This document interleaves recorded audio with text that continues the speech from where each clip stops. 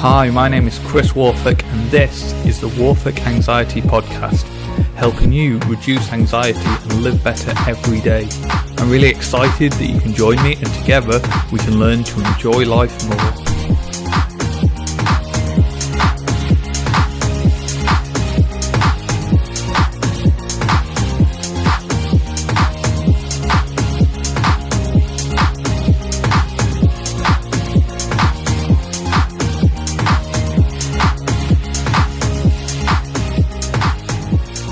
Hey, welcome to the podcast. Today I am going to give you a magic secret, and this is particularly relevant to the chocoholics in the audience, anyone with a sweet tooth, because what if I told you that you could eat less chocolate and enjoy it even more? Well, it's totally possible, and that is what we're going to be talking about on today's show.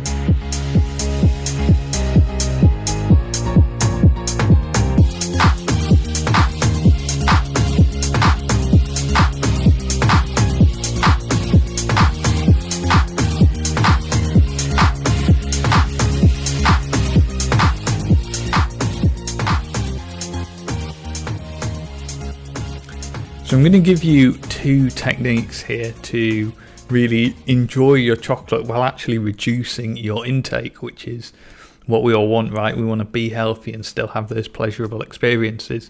And so I'm going to give you a cognitive behavioural technique to do that, and I'm going to give you a mindfulness one as well. So let's start with the cognitive behavioural stuff, and we'll start by... A couple of weeks ago I made some chocolate ganache, which is like a little chocolate pot, and I do this quite regularly and they are so good. Sometimes I make it with milk chocolate, sometimes I make it with dark chocolate, and the problem with the dark chocolate is that occasionally there is just too much dark chocolate in there. Like it's just a bit too much when you've got an entire pot of it, and I got through kind of 75% of it. And I realised that I wasn't actually enjoying it that much. The pleasure had gone. And what I did was I stopped eating it. Now that sounds really simple and obvious, right? But actually what I would normally do, and what a lot of people would do, is just keep eating it. And we probably wouldn't understand why we kept eating it, but we would just keep on eating it long past the point where we'd stopped enjoying it. And the reason we do this is because of the split in our brain. Some people think that the brain is kind of one system, but it's actually not. It's actually lots of different systems, some of them built on top of each other. And sometimes they agree, in fact most of the time they agree, but sometimes they don't agree. And this is exactly what we find with anxiety. I talk about this in the book Technical Anxiety, is that say if you have a fear of spiders, when you see a spider you'll be terrified, but you'll also know a lot of the time that there's no reason to be afraid of them, right? If you just see a spider on the TV, for example, you will probably be really get anxious and really experience those symptoms, and you might be telling yourself, well, this is stupid, it's on the TV, there's no danger. And the reason for that is these different systems in our brain not agreeing. So the higher level brain functioning, the kind of stuff that lives in the prefrontal cortex, that will be telling us, it's just a spider on TV, or it's just a harmless spider, even if it's in real life, especially if you live in Britain like I do, where there are no poisonous spiders. Your higher level brain function knows that it's an irrational fear. The problem is that your lower level brain functions, the kind of stuff you find in the amygdala, then that's not really interested in this logic nonsense. It's just saying, spider, spider, it's going to kill us, spider, spider, run for your life.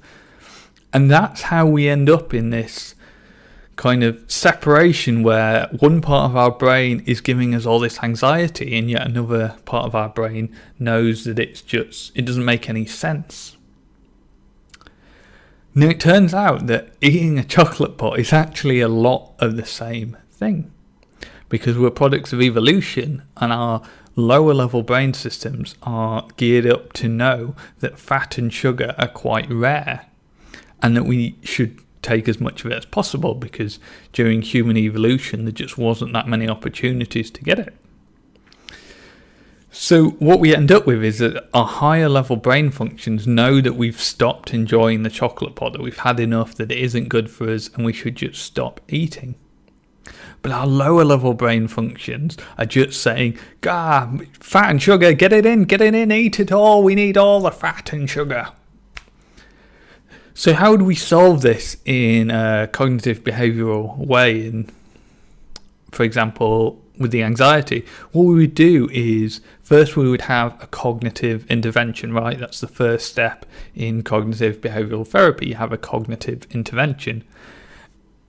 And the cognitive intervention, the first one you do is to recognise it's anxiety, right? Because once you recognise that it's anxiety, it takes a lot of the power away.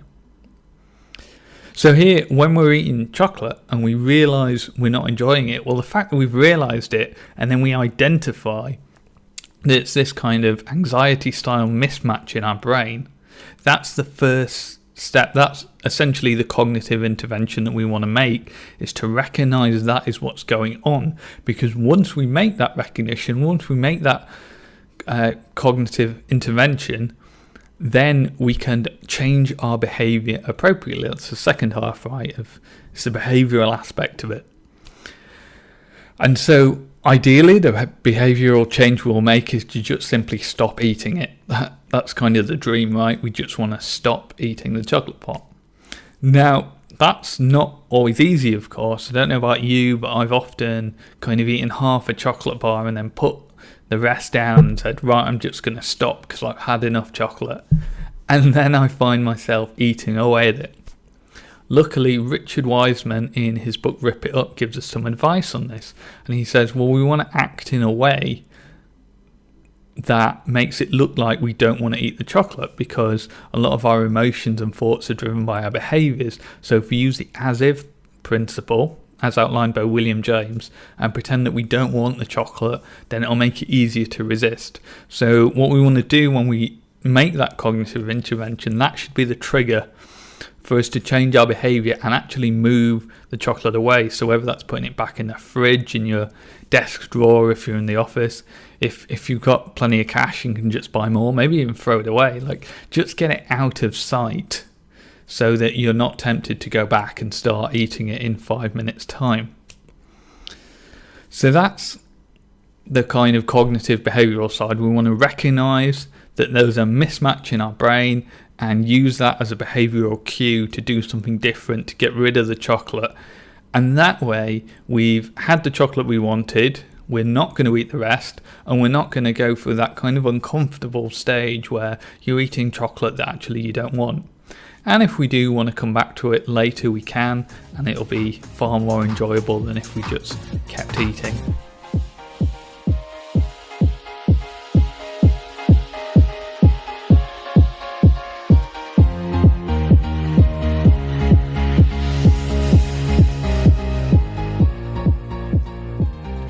I also promised you a mindful technique for eating chocolate. How can we really enjoy chocolate more? And this is something that Ruby Wax discusses in her book Sane New World. She talks about how often when we're eating a chocolate bar, we really remember the first piece and the last piece, and the middle is just a blur. And this is something that I do all the time. For years, I will admit I have been eating chocolate wrong. I've been doing it incorrectly. I've been eating that first piece and that last piece, and everything in the middle gets eaten, but I don't remember it. And that's rubbish, because you're paying for it, right? You're paying both in financial terms and you're paying for it in the calories. So we really want to get the maximum pleasure. So what we want to do is try and apply some mindfulness to this. That means that when we pick up the chocolate bar to eat it, then we don't want to be distracting ourselves with other things. We want to make sure that we focus on actually enjoying the chocolate bar. And we want to savour every mouthful, really concentrate on that. It's so easy to just stuff it into your mouth while doing something else. We want to cut all of that out and eating a chocolate bar is chocolate bar time, and we are focused on that chocolate bar. Now, what that means is we get two benefits from that. Well, one is that we enjoy the chocolate more, because that amazing feeling you get when you put that first piece in your mouth, then that stays a lot longer. I mean, it's always a bit of diminishing returns, but you really enjoy it more if you really focus on it, and it's, you won't find it's just a blur afterwards, which is what we're trying to avoid.